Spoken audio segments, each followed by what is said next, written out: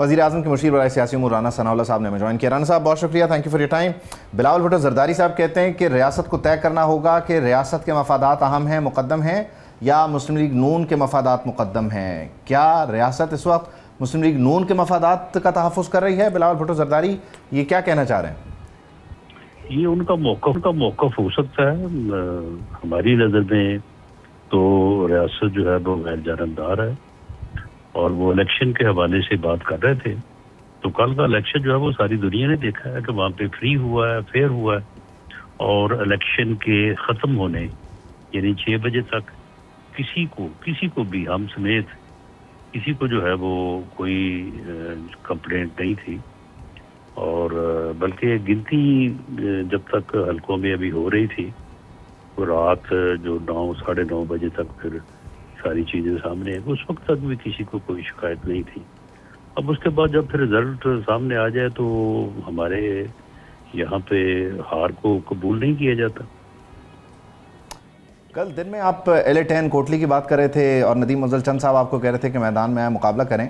शाम तक सिचुएशन कैसे बदल गई? क्योंकि उमूमन दिन में अगर कोई शिकायत कर रहा हो कि मामलात ख़राब हैं या धांधली हो रही है तो शाम तक नतीजा उसके ख़िलाफ़ आ रहा होता है। हमारे यहाँ पैटर्न ये है, लेकिन पीपल्स पार्टी कहती है कि आपने इस चीज़ को फर्ज किया है, इस्लामाबाद से कैंपेन चलाई है, लाहौर से बसें भेजी हैं। क्या एग्जैक्टली हुआ जो सूरत हाल पीपल्स पार्टी के लिए यकसर बदल गई?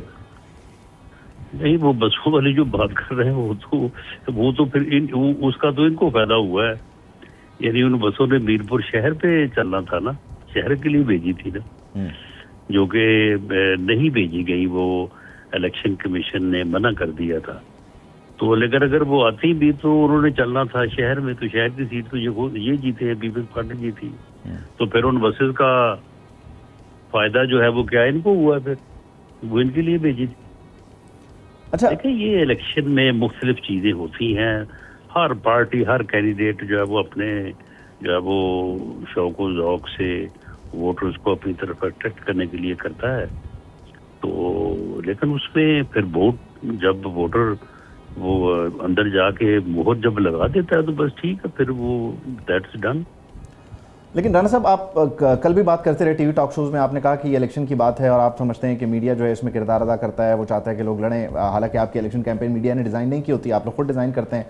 क्या वजह रहती है एक सीनियर सियासतदान की हैसियत से, कई मरतबा वफाकी वज़ीर रहने की हैसियत से, कि आप इलेक्शन में जो टेम्परेचर सेट करते हैं किसी भी मुखालिफ के ख़िलाफ़, बाद में आप उसी मुखालिफ के साथ अगर इत्तेहाद बनाकर हुकूमत में जाते हैं तो वोट तो आपको आवाम ने बुनियादी तौर पर उस इख्तिलाफ की बुनियाद पर दिया होता है, आपके नुक्ता नज़र की बुनियाद पर दिया होता है। बाद में जब मामलात बदलते हैं तो आप कैसे समझते हैं कि लोग उसी स्टेशन पर हैं और आपकी गाड़ी कहीं और चली जाए?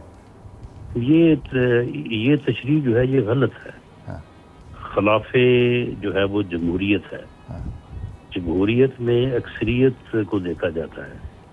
अगर अक्सरियत अवाम ने फैसला स्प्लिट दिया है तो फिर आपको कोलिशन गवर्नमेंट बनानी चाहिए, ये अवाम का फैसला है। अगर आपको अक्सरियत दी है तो फिर अपनी गवर्नमेंट बनाएं, ये अवाम का फैसला है। तो ये कहना कि जी इख्तलाफ की बुनियाद पे दिया, भाई एक जगह पे इख्तलाफ की बुनियाद पे दिया, दूसरी जगह नहीं दिया, तीसरी जगह दिया है तो आगे 6 जगह नहीं दिया। तो इसलिए जो है ये इस तरह से इन चीज़ों को जो है वो जमहूरियत में नहीं देखा जाता।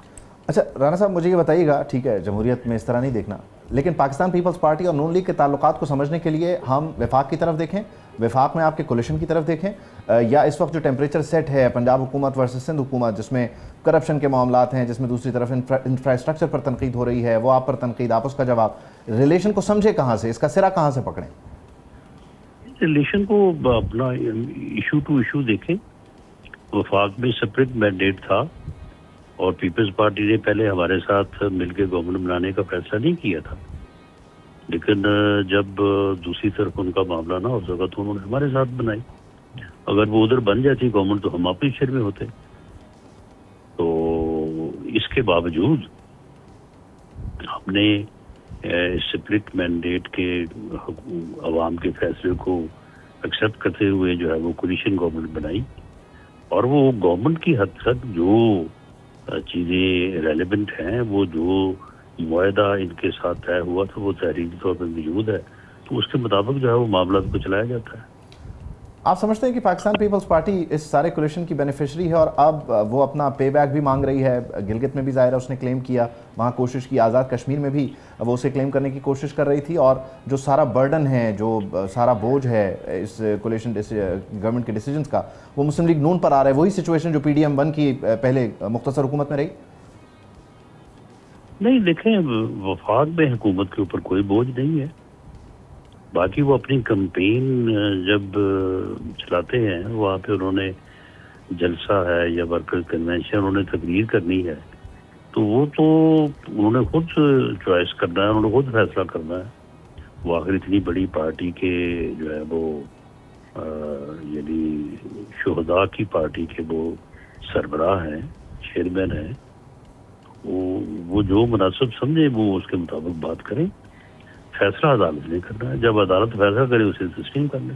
لیکن آپ کہتے ہیں کہ وفاق میں حکومت پر بوجھ نہیں ہے، لیکن بلاول بھٹو یا پیپلز پارٹی کہتی ہے کہ اسلام آباد سے فیصلہ سازی ہو رہی ہے، اسلام آباد کے فیصلے ہم مانیں گے نہیں، اسلام آباد میں وزارت نہیں ہونی چاہیے، اسلام آباد میں سیکرٹری نہیں ہونا چاہیے۔ آپ نہیں سمجھتے کہ یہ وفاقی حکومت کے لیے ہی ہے یا یہ کسی اور سے مخاطب ہے وہ؟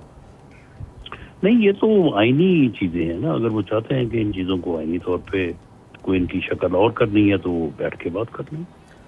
آپ سمجھتے ہیں کہ پیپلز پارٹی کے یہی مطالبات اسلام آباد سے ڈسکنیکٹ، لیٹس سے اس کو ہم ڈسکنیکٹ نہ بھی کہیں، اسلام آباد کی پالیسیز میں تبدیلی یا اسلام آباد کے اثر و رسوخ کو کم کرنا، مہاجرین کی نشستوں کو کم کرنا، اس سب پہ بھی پاکستان پیپلز پارٹی کے لیے کشمیر میں کچھ مشکلات ہوئیں؟ نہیں، اس بارے میں انہوں نے کبھی ہمارے ساتھ یہ بات مطالبہ نہیں کیا۔ اب اگر اس الیکشن کے رزلٹ سے دل برداشتہ ہو کر کریں گے تو اس کے اوپر پہ بات ہو سکتی ہے۔ الیکشن کیمپین میں کرتے آ رہے ہیں، رزلٹ پر نہیں، پہلے سے کرتے آ رہے ہیں رانا صاحب۔ دیکھیں، اس مرتبہ صرف اس مرتبہ، اس سے پہلے غالباً 2 دفعہ پیپلز پارٹی وہاں پہ برسے اقتدار رہی، انہوں نے کبھی ان سیٹوں کے اوپر اعتراض نہیں کیا۔ لیکن اب جو مطالبہ اگر وہاں پر ہے جے اے سی، کالعدم جے اے سی کا، اور اگر وہ کہتے ہیں کہ آئینی ترمیم کے ذریعے یہ ہو سکتا ہے، اور اگر پیپلز پارٹی اس آئینی ترمیم کی طرف بڑھنا چاہے، آپ سمجھتے ہیں اس چیز نے، اس الائنمنٹ نے ان کو ڈینٹ دیا ہے آزاد کشمیر میں؟ کیونکہ شاید فیصلہ سازوں کے لیے یہ موضوع نہیں ہے ہونا؟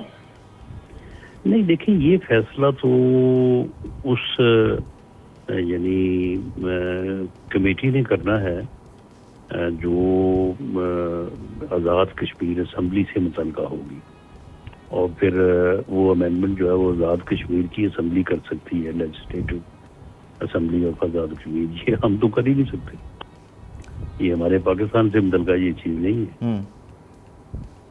پاکستان پیپلز پارٹی آپ سے چھینی ہوئی سیٹیں واپس لینے کا کہہ رہی ہے، آپ سمجھتے ہیں کہ وہ یہ کر پائیں گے اور ایک مخلوط حکومت ہوگی، آپ دوبارہ اتحاد میں ہوں گے یا لڑائی جاری رہے گی؟ نہیں، وہ قانونی راستہ اختیار کریں، جو عدالت کا یا الیکشن کمیشن کا فیصلہ ہو وہ ایکسیپٹیبل ہوگا۔ آپ کی پوزیشن کیا ہوگی 10 اگست کو؟ آپ ایگزیکٹلی کتنی نشستیں دیکھ رہے ہیں کہ پاکستان مسلم لیگ نون ڈائریکٹلی لے جائے گی، اور کیا اکیلے حکومت بنانے کی پوزیشن میں ہوں گے؟ جی، جو صورتحال ہے ہم سمجھتے ہیں کہ وی ول ریچ سمپل میجورٹی۔ اچھا، اور پاکستان پیپلز پارٹی کے ساتھ آپ کو یہاں پر ورکنگ ریلیشن کی ضرورت رہے گی، یا سنگل میجورٹی میں آپ پاکستان پیپلز پارٹی کو آئل کی دوسری طرف بٹھانا پسند کریں گے؟ نہیں، لیکن ان کے ساتھ جو بھی گورنمنٹ بنے، جس کی بھی بنے، اسے اپوزیشن کے ساتھ مل کے گورنمنٹ چلانی ہوگی، تو پھر وہاں کے مسائل حل ہو سکیں گے۔ اور اگر آپ کی سنگل میجورٹی ہوتی ہے تو 12 آئینی جو 12 نشستیں ہیں، اس کو لے کر آپ کا کیا موقف رہے گا؟ آپ ورکنگ ریلیشن بنانا چاہیں گے اس مطالبے کے ساتھ، یا آپ اس کو یکسر مسترد کریں گے؟ دیکھیں، یہ تو اسمبلی کا اختیار ہوگا، جب اسمبلی اپنا فریش مینڈیٹ لے کے آ جائے گی تو ہم اس کے اوپر کیوں اثر انداز ہوں ایسی بات کر کے، وہ فیصلہ کریں اپنا جو مناسب سمجھیں۔ اگر آپ کی اکثریت ہوگی تو ظاہر ہے آپ کی حکومت ہوگی، آپ کی صدر کی طرف سے وزیر اعظم نامزد ہوگا، آپ کے وزیر اعظم ظاہر ہے اپنے صدر سے رجوع کریں گے، پارٹی صدر سے۔ آپ کی پارٹی پالیسی کیا رہے گی 12 سیٹوں پہ؟ نہیں دیکھیں، پارٹی پالیسی بھی تو P M L N Azad Kashmir ہے نا، ہاں، یعنی P M L N Azad Kashmir ایک علیحدہ رجسٹرڈ انٹیٹی ہے، تو پہلے تو فیصلہ وہ کرے گی نا، اس کے بعد پھر قائد محترم کیونکہ پی ایم ایل این کے لیے نواز شریف ہیں، تو ان کی اپروول اگر ہوگی تو ہو جائے گا۔ ٹھیک ہے، بہت شکریہ رانا صاحب، thank you so much for your time. साहब की गुफ्तगू आपके सामने है। मुझे माजिद निज़ामी साहब ज्वाइन कर रहे हैं, सीनियर तज्ज़ियाकार हैं। बहुत शुक्रिया निज़ामी साहब, थैंक यू। ये जो कल का एक पहला फ़ेज़ है उसको लेकर ज़ाहिर है बुनियादी तौर पे मामलात हैं, मसाइल हैं, बिलाल भुट्टो के अपने तहफ़्फ़ुज़ात हैं, राना सनाउल्लाह की गुफ्तगू आपके सामने है। एग्जैक्टली जो सवाल है वो ये कि क्या ये दोनों सियासी जमातें मखलूत हुकूमत के ज़रिए इक़्तिदार में आती हैं तो ही वो 12 नशिस्तों वाला मामला जो है टैकल हो सकता है, डील हो सकता है, या आप राना सनाउल्लाह की बात से मुत्तफ़िक़ हैं कि जी वो असम्बली का फ़ैसला है, आज़ाद कश्मीर मुस्लिम लीग नून का फ़ैसला है और उसमें कोई दूसरी तीसरी मुदाखलत नहीं होगी, ये मामला इतना ही सादा है? देखिए, इसे तो मैं राना सनाउल्लाह की मासूमियत की इंतहा ही कहना चाहूँगा, क्योंकि वो जिस तरह से बात कर रहे थे कि जी वहाँ पर एक इंडिपेंडेंट मुस्लिम लीग नून रजिस्टर्ड है और वो अपना फैसला करेगी और वहाँ से कायदे मुहतरम के पास आएगा। अगर ये मामला इतने ही सादा होते तो हालात यहाँ तक ना पहुँचते। बहरहाल इसके अंदर बहुत सी कुव्वतों का अमल दखल मौजूद था, है और रहेगा। अब अगर हम इन 12 नशिस्तों का आपने सवाल किया तो अगर इसके ऊपर स्पेसिफिक बात करें तो ये एक ट्रांजिशनल फेल था कि जो आर्जी तौर पर आज से कई दहाइयों पहले इस चीज को तजवीज किया गया था कि जो मुहाजिरीन स्कैटर्ड है उनको भी नुमाइंदगी देनी चाहिए, लेकिन वक्त के साथ साथ इसको बेहतर होना चाहिए था। और अब तो ये सूरत हाल इतनी मज़हका खेज हो गई है कि अगर मैं आपको स्पेसिफिक कॉन्स्टिट्यूंसीज की हल्का बंदी बताऊं, एक हल्का जो है वो पूरे खैबर पख्तूनख्वा पे मुश्तमिल है, एक हल्का जो है वो खैबर पख्तूनख्वा के बाद सिंध और बलूचिस्तान पे मुश्तमिल है, फिर एक ऐसा हल्का है जो पूरे सिंध पे, पूरे बलूचिस्तान पे, पंजाब में Multan division, DG Khan division, Sargodha division, Faisalabad division, Lahore division के ऊपर मुश्तमिल है। अब ये इतनी बड़ी कॉन्स्टिट्यूंसी में कौन सा उम्मीदवार कैसे इंतखाबी मुहिम चलाता है, इसके लिए कुछ सादा सी अकल होना जरूरी है। इसके लिए कोई बड़े फलसफे की जरूरत नहीं है कि इतनी बड़ी कॉन्स्टिट्यूंसी को किस तरह से मैनेज किया जाता है। फिर उसी के कंपैरिजन में एक दूसरी कॉन्स्टिट्यूंसी देखें आप, जो रावलपिंडी शहर के अंदर की कॉन्स्टिट्यूंसी है, और उस कॉन्स्टिट्यूंसी में जो शहर का एक छोटा सा हिस्सा आता है, और वो छोटा सा जो हिस्सा है वो इस कदर छोटा है कि पिछले इलेक्शन में वहां से 750 वोट लेके एक शख्स कामयाब होके उसी असेंबली में बैठ गया जहां पर लोग जो है वो 50-50 हजार वोट लेके आते हैं। तो बहरहाल कोई इसका मुतालबा करे ना करे, ये एक जेन्युइन इशू है। जनरल मुशर्रफ के दौर में हमारे पास एक एग्जाम्पल है कि उन्होंने एक ऐसा अजीबुल खलकत हल्का बनाया था खैबर पख्तूनख्वा के अंदर, जिसमें तमाम साबका जो कबायली एजेंसीज थी उनके बंदोबस्ती इलाके थे। वो हल्का जोग्राफियाई तौर पे भी एक दूसरे से नहीं मिलता था, उसके साथ छोटे छोटे पोर्शन होते थे, लेकिन वो एक डिक्टेटर बना गया और उसके ऊपर इलेक्शन होते रहे। जब ये तरामीम का मसला आया तो उस टाइम इसके ऊपर गौर व खोज किया गया, ये क्या अजीबो गरीब हरकत की गई है हल्का बंदियों के नाम पे, तो फिर उसको जो है वो मर्ज करके उसको सेटल किया गया। तो बुनियादी मसला जब तक मौजूद रहेगा, मेरा ख्याल है उस वक्त तक आप जितनी मर्जी तकरीरें कर लें, जितनी मर्जी आप बता दें कि जी PMLN कश्मीर बहुत इंडिपेंडेंट है और उसका मरकज से कोई ताल्लुक नहीं है और वहाँ की असम्बली इंडिपेंडेंट है, वहाँ की असम्बली तो इतनी ज्यादा इंडिपेंडेंट है कि वो पिछले 15 साल के अंदर आप देख लें कितने प्राइम मिनिस्टर चेंज कर चुकी है। फेडरल मरकज में पाकिस्तान में इस्लामाबाद में हुकूमत बदलती है, फौरन वहां जाके फॉरवर्ड ब्लॉक बनता है, फौरन वहां जाके जो है वो बोली लगती है, अरकान तोड़े जाते हैं। तो ये बैड गवर्नेंस के जो इश्यूज हैं, जब तक पॉलिटिकल पार्टीज इनको सॉल्व नहीं करेंगी, मसला जूं का तू रहेगा। बल्कि इसमें बुनियादी तौर पर सिर्फ 12 नशिस्तों की जो अभी की पोजीशन है उसको बरकरार रखने के लिए ना लड़ा जाए, बल्कि हकीकी नुमाइंदगी इन मुहाजिरीन की अगर बहाल कर दी जाए तो डेफिनेटली ये बहुत ज़्यादा ज़रूरी मामला है जिसकी तरफ आप इशारा भी करें। माजिद निज़ाम साहब, बहुत शुक्रिया, thank you for joining us. Subscribe करें और बेल दबाएं ताकि कोई खबर रह न जाए।